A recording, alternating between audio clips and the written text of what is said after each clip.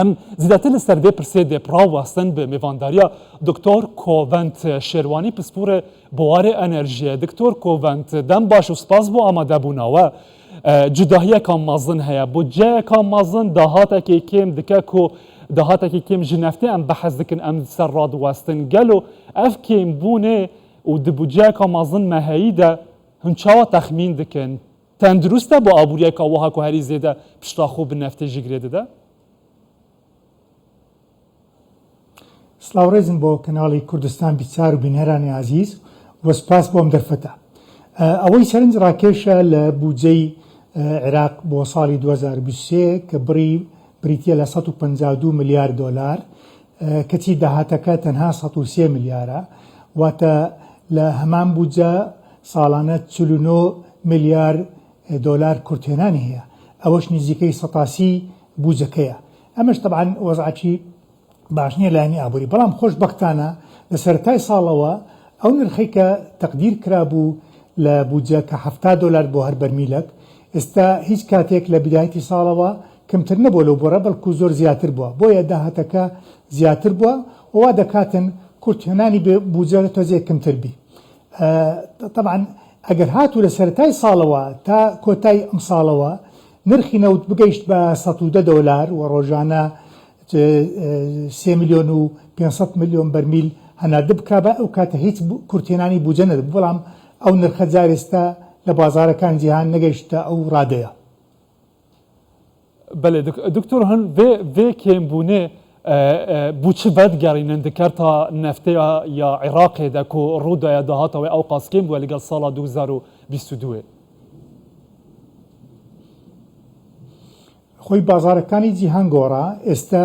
ئەو ساڵە وەک پێشبینی دەکرا لە سەرەتای ساڵەوە لەلایەن چەندین بانکی نێودەوڵەتی و دەستگای دارایی نێودەوڵەتی کە تەوقعیان دەکرد ئەو ساڵە نرخەکان بگاتە 100 دلارش ئێستا تا چارێکی سێمی ئەم ساڵە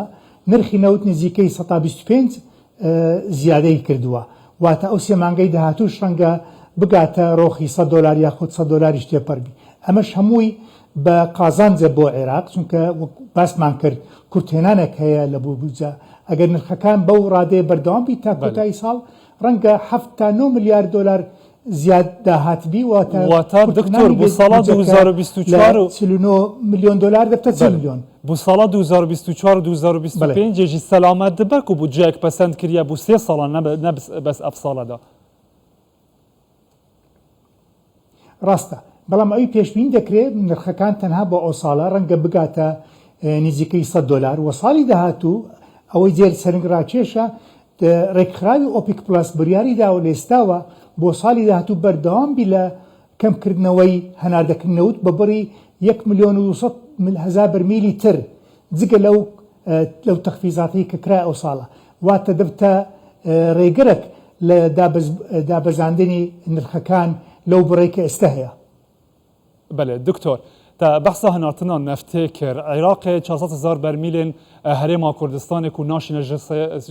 meha adarê ve di heman demê de niha dem nêzik bûye ku neft were fişandin wekî Wezîrê Enerjiya Tirkiye behs kir divê hefteyê de yekalî dibe dê were fişandin bê demê de ku 400,000 bermîlên nefta herêma Kurdistanê bên şandin û nêzîkî 8,000 Kerkûkê birêya bûriya ceyhan bêne şandin Iraq dê çawa bikar be hevsengiyekê çê bike ev qasê bişîne û yaxuya berê jî pabend be pê ve ku bişîne ji bazarên cîhanê re ئەگەر بە ڕەچاوکردنی نرخەکانی ئەوڕۆ تەماشەکەین ئەو نرخەی نەوتەی کە هەناردە دەکرا لە ڕێگەی بەندەری جیهانەوە ئەگە بڵێن 400,000 بەرمیلیش نرخەکەی نێزیکی 800 تا 900 میلیۆن دۆلارە مانگانەوە تا ساڵانە ڕەنگە بگاتە نزیک 10 میلیارد دۆلار بەڵام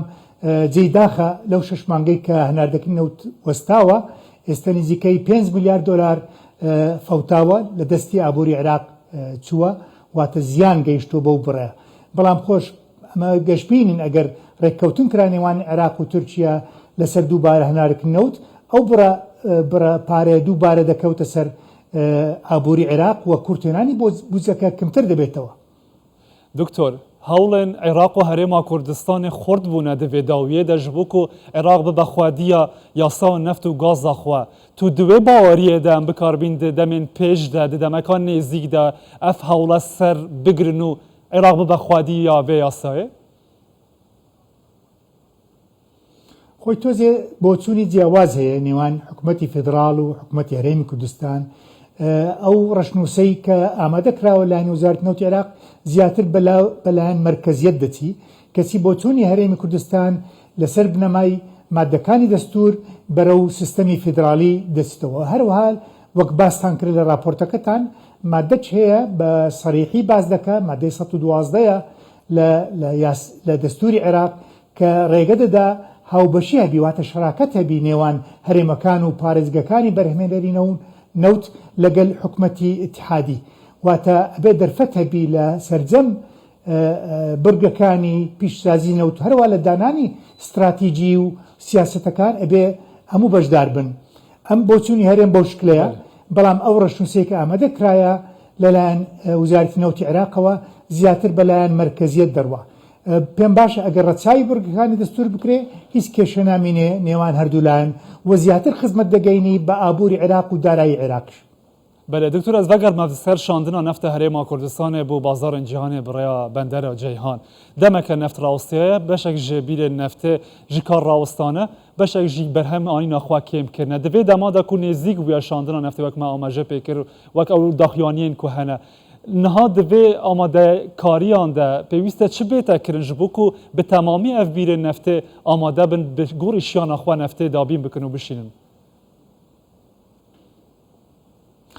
ئێستا گەر ئەوڕۆ بریاردرا هەناردەکەی نەوت بە هەمان ڕێژەی پێشتر دەست پێکەواتە 450,000 بەرمیل ڕۆژانە، ئێمە پێویستە ماوەیەک تۆزێ ئامادەکاری تەکنیکی بکرێت لەم چێلگە نەوتیانە کە 5-6 مانگە وەستاون، پێویستە هەندێک ئامادەکاری بکرێت، هەندێک پرۆسەی تەکنیکی پێویستە، ڕەنگە لە سەرتاوە توانن بە 200,000 بەرمیل دەست پێکەین، بەڵام لە ماوەی مانگێک یاخود کەمتر لە مانگێک دەتوانن بگەنە هەمان ئەم ڕێژەی کە پێشتر هەناردە دەکراواتە 400 تا 450,000 بەرمیل ڕۆژانە. دکتۆر گۆڤەند شێروانی پسپۆرێ بوارێ ئەنەرژیە ji هەولێرê li gelmebûyî gelek spas bûye. Dem baş.